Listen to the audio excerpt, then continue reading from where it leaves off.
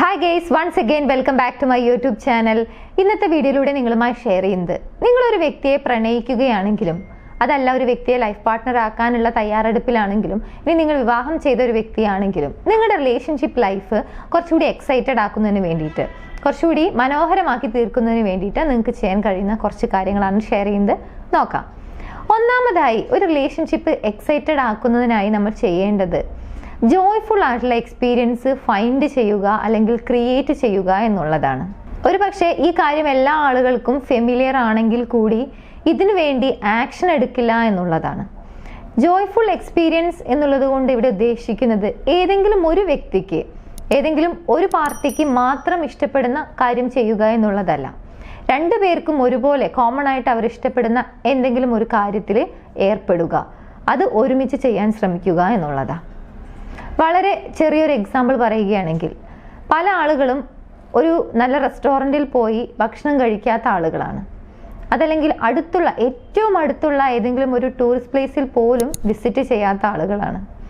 ഒരുപക്ഷെ പല ആളുകളും ചിന്തിക്കുന്നത് ഒരുപാട് നാളായില്ലേ കല്യാണം കഴിഞ്ഞിട്ട്, അല്ലെങ്കിൽ ഇനി എന്താണ് ഇപ്പം അതിനൊക്കെ ഒരു അർത്ഥമുള്ളത് എന്ന രീതിയിൽ ചിന്തിക്കുന്ന ആളുകളുണ്ട്. പക്ഷേ നിങ്ങൾ എത്ര വർഷം കഴിഞ്ഞാലും ആ റിലേഷൻഷിപ്പ് കുറച്ചുകൂടി എക്സൈറ്റഡ് ആക്കുന്നതിന് വേണ്ടിയിട്ട് ഒരു പുതുമ നിറഞ്ഞതാക്കി മാറ്റുന്നതിന് വേണ്ടിയിട്ട് വേണമെങ്കിൽ ഒരു റീസ്റ്റാർട്ടിങ് എന്നൊക്കെ പറയാം. ഇങ്ങനെ ഒരു മാറ്റത്തിന് വേണ്ടിയിട്ട് ആദ്യം ചെയ്യേണ്ടതും ഇത് തന്നെയാണ്. രണ്ടുപേർക്കും ഒരുപോലെ സന്തോഷിക്കാൻ കഴിയുന്ന എന്തെങ്കിലും ഒരു ആക്ടിവിറ്റിയിൽ ഏർപ്പെടുക. ഇത് നിങ്ങൾക്ക് തീർച്ചയായും ഒരു ഉണർവും അല്ലെങ്കിൽ ഒരു പുത്തൻ അനുഭവവും തന്നെ ആയിരിക്കും. സോ ഒന്നാമതായിട്ട് ജോയ്ഫുൾ ആയിട്ടുള്ള എന്തെങ്കിലും ഒരു കാര്യം ഫൈൻഡ് ചെയ്യാനോ അതിൽ ഏർപ്പെടാനോ അത് എക്സ്പീരിയൻസ് ചെയ്യാനോ ശ്രമിക്കുക. രണ്ടാമതായി ഗിഫ്റ്റ് കൊടുക്കുക എന്നുള്ളതാണ്. ഇതൊരു ലവ് ലാംഗ്വേജ് കൂടിയാണ്. ചില ആളുകൾക്ക് ഗിഫ്റ്റ് നൽകുന്നതും ഗിഫ്റ്റ് റിസീവ് ചെയ്യുന്നതൊക്കെ വളരെ ഇഷ്ടമുള്ള കാര്യമായിരിക്കും. എല്ലാ ആളുകളും അങ്ങനെയാണെന്ന് പറയുന്നില്ല, പക്ഷെ ചില ആളുകൾക്കെങ്കിലും ഇത് വളരെ ഇമ്പോർട്ടൻ്റ് ആയിട്ടുള്ള അല്ലെങ്കിൽ വളരെ ഏറെ എൻജോയ് ചെയ്യുന്ന ഒരു കാര്യമായിരിക്കും. അത് സർപ്രൈസായി നൽകുകയാണെങ്കിൽ ഒരിക്കലും അവർ ആ ഒരു മൊമെൻറ്റ് മറക്കില്ല. നമ്മളെല്ലാവരും ചില ഒക്കേഷൻസ് ഒക്കെ നമ്മുടെ ലൈഫിലെ ചില സ്പെഷ്യൽ ഡേ ഒക്കെ നമ്മളെപ്പോഴും ആഘോഷിക്കുന്നതാണ്. നമ്മുടെ ബർത്ത്ഡേ അല്ലെങ്കിൽ ആനിവേഴ്സറികൾ അങ്ങനെയുള്ള ചില കാര്യങ്ങളൊക്കെ നമ്മളെപ്പോഴും ആഘോഷിക്കുന്നതാണ്. ആ സമയത്ത് ഗിഫ്റ്റ് കിട്ടുമെന്നുള്ള ഒരു പ്രതീക്ഷ എല്ലാ ആളുകളുടെ മനസ്സിലും ഉണ്ടായിരിക്കും. പക്ഷേ ഇതൊന്നുമല്ലാത്ത ചില ദിവസങ്ങളിൽ ഒരു ഗിഫ്റ്റ് കൊണ്ടുപോയി കൊടുക്കുന്ന സമയത്ത് അവരൊട്ടും പ്രതീക്ഷിക്കാതെ ആയിരിക്കും. അതുകൊണ്ട് തന്നെ അങ്ങനെയുള്ള മൊമെന്റ്സ് ഒക്കെ അവരെപ്പോഴും ഓർമ്മയിൽ സൂക്ഷിക്കും. അതെപ്പോഴും അവർക്ക് ഒരു പുതിയൊരു അനുഭവമോ അല്ലെങ്കിൽ ഒരു എക്സൈറ്റഡ് ആയിരിക്കും. ലൈഫ് ഇങ്ങനെ മുന്നോട്ട് പോകുന്നതിൽ ചെറിയൊരു എക്സൈറ്റ്മെന്റ് അവർക്ക് എപ്പോഴും കണ്ടെത്താൻ സാധിക്കും. സോ നിങ്ങളുടെ പാർട്ട്ണറുടെ ലവ് ലാംഗ്വേജ് എന്താണെന്ന് മനസ്സിലാക്കി അതിനനുസരിച്ച് ഗിഫ്റ്റുകൾ നൽകാനോ ഗിഫ്റ്റുകൾ റിസീവ് ചെയ്യാനോ ശ്രമിക്കുക. ഇത് നിങ്ങളുടെ റിലേഷൻഷിപ്പ് കുറച്ചുകൂടി എക്സൈറ്റഡ് ആക്കി നിലനിർത്താൻ നിങ്ങളെ സഹായിക്കും. ഇനി സർപ്രൈസ് ഗിഫ്റ്റ് കൊടുക്കുന്നതിൻ്റെ അത്ര തന്നെ പ്രാധാന്യമുള്ള ഒരു കാര്യമാണ് കോംപ്ലിമെന്റ് നൽകുക അല്ലെങ്കിൽ കോംപ്ലിമെന്റ് റിസീവ് ചെയ്യാൻ സാധിക്കുക എന്നുള്ളത്. നിങ്ങളുടെ വൈഫിനെ അല്ലെങ്കിൽ നിങ്ങൾ സ്നേഹിക്കുന്ന വ്യക്തിയെ നിങ്ങൾ കോംപ്ലിമെന്റ് ചെയ്തിട്ടുണ്ടോ അല്ലെങ്കിൽ കോംപ്ലിമെന്റ് ചെയ്യാറുണ്ടോ? ചില ആളുകളൊക്കെ ആ വ്യക്തിയോട് എനിക്കിഷ്ടമാണ് അല്ലെങ്കിൽ ഐ ലവ് യു എന്നൊക്കെ പറഞ്ഞത് ഒരുപാട് നാളുകൾക്ക് മുന്നേ ആയിരിക്കും. ഈ അടുത്ത സമയങ്ങളിൽ അങ്ങനെ ഒരു വാക്ക് കേട്ടിട്ടുണ്ടോ എന്ന് ചോദിച്ചു കഴിഞ്ഞാൽ അവർ ചിലപ്പോൾ ഒന്ന് ആലോചിച്ച് നിൽക്കും. ഇല്ലല്ലോ, അല്ലെങ്കിൽ കുറേ നാളായി എന്നൊക്കെ ആയിരിക്കും ചിലപ്പോൾ മറുപടി വരുന്നത്. പക്ഷെ ഇതൊക്കെ ഒരു കോംപ്ലിമെൻ്റ് ആണ്. ഒരു പക്ഷേ ഈ കോംപ്ലിമെൻ്റ് ഇഷ്ടപ്പെടുന്ന ആളുകളാണ് മിക്ക ആളുകളും.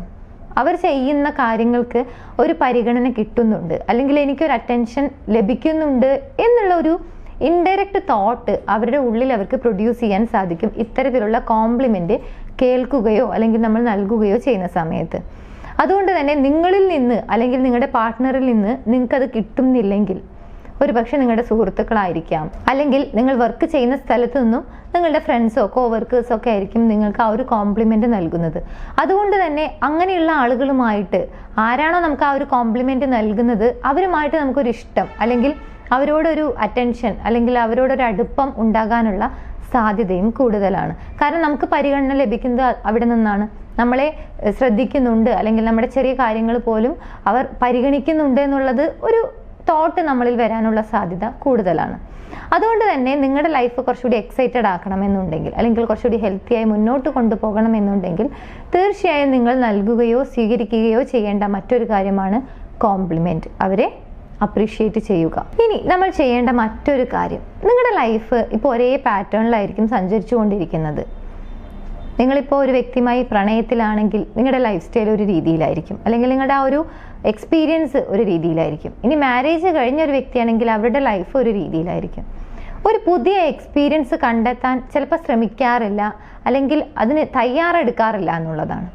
പക്ഷേ ലൈഫ് എക്സൈറ്റഡ് ആക്കി മാറ്റണമെന്നുണ്ടെങ്കിൽ എപ്പോഴും പുതിയ എന്തെങ്കിലും പരീക്ഷിച്ചുകൊണ്ടേയിരിക്കണം. പുതിയ എക്സ്പീരിയൻസ് ഫൈൻഡ് ചെയ്യുകയോ ക്രിയേറ്റ് ചെയ്യുകയോ വേണം. അതിന് നിങ്ങൾക്ക് അഫോർഡബിൾ ആയിട്ടുള്ള ഒരുപാട് കാര്യങ്ങളുണ്ടായിരിക്കും. ഇവിടെ അൺറിയൽ ആയിട്ടുള്ള എക്സ്പെക്റ്റേഷൻസിനേക്കാൾ കൂടുതൽ നമുക്ക് അഫോർഡബിൾ ആയിട്ടുള്ള പല കാര്യങ്ങളും ചെയ്യാൻ സാധിക്കും. പുറത്ത് പോകുന്നു, അല്ലെങ്കിൽ നിങ്ങൾക്ക് ഇഷ്ടമുള്ള ഒരു സ്ഥലം വിസിറ്റ് ചെയ്യുന്നു, ഇഷ്ടമുള്ള ചിലപ്പോൾ കുറച്ച് കോസ്റ്റ്ലി ആയിട്ടുള്ള എന്തെങ്കിലും ഒരു കാര്യമായിരിക്കും, അത് ചെയ്യാൻ ശ്രമിക്കുന്നു. അത് ചിലപ്പോൾ ഒരു വസ്ത്രമായിരിക്കാം, അല്ലെങ്കിൽ ഏതെങ്കിലും ഒരു ഡിഷ് പരീക്ഷിക്കുന്നതായിരിക്കാം, അല്ലെങ്കിൽ എവിടെയെങ്കിലും ട്രാവൽ ചെയ്യുന്നതായിരിക്കാം. ഇങ്ങനെ എന്താണെങ്കിലും നിങ്ങൾക്ക് അഫോർഡബിൾ ആയിട്ടുള്ള കുറേ കാര്യങ്ങളുണ്ടായിരിക്കും. അങ്ങനെയുള്ള ചെറിയ ചെറിയ എക്സ്പീരിയൻസ് നിങ്ങൾക്ക് പറ്റാവുന്ന സമയത്ത് നിങ്ങൾ തീർച്ചയായും അത് പരീക്ഷിക്കുക എന്നുള്ളതാണ് ലൈഫ് എക്സൈറ്റഡ് ആക്കുന്നതിന് വേണ്ടിയിട്ട് നമ്മൾ ചെയ്യേണ്ട മറ്റൊരു കാര്യം. ദെൻ അഞ്ചാമതായി നമുക്ക് ചെയ്യാൻ കഴിയുന്ന ഒരു കാര്യം, അത് ഓപ്പൺ ടോക്ക് ചെയ്യുക എന്നുള്ളതാണ്. നിങ്ങളുടെ ഫീലിങ്സ് എന്താണെങ്കിലും അത് തുറന്ന് സംസാരിക്കുക. പലപ്പോഴും പല റിലേഷൻഷിപ്പും തകരുന്നത് എന്താണോ അവർ ഉദ്ദേശിക്കുന്നത്, അവരുടെ മനസ്സ് ചിലപ്പോൾ ഏത് രീതിയിലാണ് സഞ്ചരിക്കുന്നത്, അല്ലെങ്കിൽ എന്തൊക്കെ ചിന്തകളാണ് അവരുടെ ഉള്ളിൽ പ്രൊഡ്യൂസ് ചെയ്യുന്നത് എന്നുള്ളത് ഒരിക്കലും പുറമേ നിന്നുകൊണ്ട് ഒരാൾക്ക് വായിച്ചെടുക്കാൻ സാധിക്കില്ല. അത് കംപ്ലീറ്റ് 100% ഒരിക്കലും സാധിക്കില്ല. അതുകൊണ്ട് തന്നെ നിങ്ങളുടെ ഫീലിങ്സ് എന്താണെങ്കിലും അതൊരു തുറന്ന സംഭാഷണം നടത്തുകയാണെങ്കിൽ, അവരോട് കമ്മ്യൂണിക്കേറ്റ് ചെയ്യുകയാണെങ്കിൽ അവർക്കത് പെട്ടെന്ന് മനസ്സിലാക്കാൻ സാധിക്കും. അവിടെ തെറ്റിദ്ധാരണകളോ അല്ലെങ്കിൽ സെൽഫ് അസംഷൻസോ അങ്ങനെയുള്ള ഒരു കാര്യങ്ങളും നടക്കില്ല. എന്താണ് അവർക്ക് വേണ്ടത്, അവരെന്താണ് ആഗ്രഹിക്കുന്നത്, അവരെന്താണ് ഉദ്ദേശിക്കുന്നത്, ഈ കാര്യങ്ങളെക്കുറിച്ചൊക്കെ എപ്പോഴും ഒരു ക്ലാരിറ്റി ഉണ്ടായിരിക്കും. അതുകൊണ്ട് തന്നെ പ്രശ്നങ്ങൾ നമുക്ക് ഒഴിവാക്കാൻ സാധിക്കും. ചില റിലേഷൻഷിപ്പ് തകരുന്നതും ഈ കാര്യം ഇല്ലാത്തത് കൊണ്ടാണ്. ഒരുപാട് വർഷങ്ങൾക്ക് ശേഷം ചിലപ്പോൾ അവരെന്നെ ചിന്തിക്കും, അന്ന് സംസാരിച്ചിരുന്നെങ്കിൽ ഒരു പക്ഷേ ആ റിലേഷൻഷിപ്പ് എനിക്ക് നഷ്ടമാവില്ലായിരുന്നു, അവനെ അല്ലെങ്കിൽ അവളെ എനിക്ക് നഷ്ടമാവില്ലായിരുന്നു എന്നുള്ള പല ആളുകളും ചിന്തിക്കുന്ന ഒരു കാര്യമാണ്. പക്ഷെ ആ സമയത്ത് നമ്മളിത് ചെയ്യണം. വർഷങ്ങൾക്ക് ശേഷം നമ്മൾ ഇനി പോയി സംസാരിച്ചേക്കാം എന്ന് വിചാരിച്ചത് കൊണ്ട് നിങ്ങൾക്ക് റിസൾട്ട് കിട്ടില്ല. അതുകൊണ്ട് തന്നെ നിങ്ങളുടെ ജെന്യൂൻ ആയിട്ടുള്ള ഫീലിങ്സ് തീർച്ചയായും പറയേണ്ട സമയങ്ങളിൽ പറയേണ്ടതുപോലെ ഓപ്പൺ ആയിട്ട് സംസാരിക്കുക. റിലേഷൻഷിപ്പിലെ എന്ത് ഇഷ്യൂസ് ആണെങ്കിലും നിങ്ങൾക്കത് തുറന്ന് സംസാരിക്കാൻ കഴിയണം. ഇങ്ങനെ തുറന്ന് സംസാരിച്ചിട്ടും പരസ്പരം മനസ്സിലാക്കാൻ സാധിക്കുന്നില്ല, അല്ലെങ്കിൽ ഒട്ടും മനസ്സിലാക്കാൻ സാധിക്കുന്നില്ല എന്നുണ്ടെങ്കിൽ ഒരിക്കലും പിന്നീട് നമ്മൾ ചിന്തിക്കുന്ന സമയത്ത് നമുക്ക് റിഗ്രറ്റോ അങ്ങനെയുള്ള ഒരു ഫീലിങ്സും ഉണ്ടായിരിക്കില്ല. കാരണം നമ്മൾ സംസാരിച്ചു, നമ്മുടെ ഭാഗം ക്ലിയർ ആക്കിയിട്ട് കൂടി ഓപ്പോസിറ്റ് നിൽക്കുന്ന വ്യക്തിക്ക് അത് മനസ്സിലാക്കാൻ സാധിക്കുന്നില്ല എന്നുണ്ടെങ്കിൽ പിന്നെ അതിൽ നിൽക്കുന്നത് ഒരർത്ഥമില്ല, അല്ലെങ്കിൽ അതിനെക്കുറിച്ച് പിന്നീട് ചിന്തിച്ച് വിഷമിക്കേണ്ട കാര്യമില്ല എന്നുള്ളത് നമുക്ക് മനസ്സിലാക്കാം. എന്നാൽ ഓപ്പൺ ആയിട്ട് സംസാരിക്കാതെ ഒരു റിലേഷൻഷിപ്പ് തകർന്നു പോകുന്ന സമയത്ത് തീർച്ചയായും നമുക്ക് ഇങ്ങനെയുള്ള ഫീലിങ്സിനൊക്കെ സാധ്യത കൂടുതലാണ്. അതുകൊണ്ട് തന്നെ റിലേഷൻഷിപ്പ് എപ്പോഴും എക്സൈറ്റഡ് ആക്കുന്നതിന് വേണ്ടിയിട്ട്, ഹെൽത്തിയായി മുന്നോട്ട് കൊണ്ടുപോകുന്നതിന് വേണ്ടിയിട്ട് നിങ്ങളുടെ ജെന്യൂൻ ആയിട്ടുള്ള ഫീലിങ്സ് എന്താണ് അത് ക്ലിയർ ആയിട്ട് കമ്മ്യൂണിക്കേറ്റ് ചെയ്യാൻ വേണ്ടി ശ്രമിക്കുക. ഇനി ലാസ്റ്റ് ആൻഡ് ഫൈനൽ ഒരു കാര്യം കൂടി നമ്മൾ ചെയ്യണം, അതാണ് പരസ്പരം സഹായിക്കുക എന്നുള്ളത്. ഇന്നത്തെ കാലത്ത് നമുക്ക് എല്ലാവർക്കും അറിയാം, എല്ലാ ആളുകളും സ്ത്രീയാണെങ്കിലും പുരുഷനാണെങ്കിലും ഒരുപോലെ ഫ്രീഡം അനുഭവിക്കുന്ന അല്ലെങ്കിൽ ഒരുപോലെ ഇൻഡിപെൻഡൻ്റ് ആയിട്ടുള്ള ആളുകളാണ്. എന്തെങ്കിലും ഒരു കാര്യം ഒരു സ്ത്രീയോ പുരുഷനോ ചെയ്യണം അല്ലെങ്കിൽ നേടണമെന്ന് ആഗ്രഹിക്കുന്നുണ്ടെങ്കിൽ അതവർക്ക് തനിച്ച് ചെയ്യാൻ സാധിക്കും. അവർക്ക് അതിനുള്ള ഫിനാൻഷ്യൽ ഫ്രീഡം ഉണ്ട്, അല്ലെങ്കിൽ എല്ലാ രീതിയിലുള്ള സ്വാതന്ത്ര്യവും എല്ലാ ആളുകളും അനുഭവിക്കുന്നുണ്ട്. അതുകൊണ്ട് തന്നെ ഓപ്പോസിറ്റ് നിൽക്കുന്ന വ്യക്തിക്ക് എന്തെങ്കിലും ഒരു കാര്യം നേടണമെന്നുണ്ടെങ്കിൽ നിങ്ങളുടെ സഹായമോ അല്ലെങ്കിൽ തിരിച്ചോ ആവാം, അതിൻ്റെ ആവശ്യം ഒരു പക്ഷെ അവർക്ക് ഉണ്ടായിരിക്കില്ല. പക്ഷേ നിങ്ങളെ കൊണ്ട് കഴിയുന്ന കാര്യമാണെങ്കിൽ തീർച്ചയായും നിങ്ങളത് ചോദിക്കുകയോ അല്ലെങ്കിൽ കമ്മ്യൂണിക്കേറ്റ് ചെയ്യുകയോ ചെയ്യുന്നത് കൊണ്ട് യാതൊരു തെറ്റും സംഭവിക്കില്ല, എസ്പെഷ്യലി ഇൻ എ റിലേഷൻഷിപ്പ്. അതുകൊണ്ട് തന്നെ നിങ്ങൾക്ക് കഴിയാവുന്ന രീതിയിൽ നിങ്ങൾ പരസ്പരം സഹായിക്കുക എന്നുള്ളതാണ്.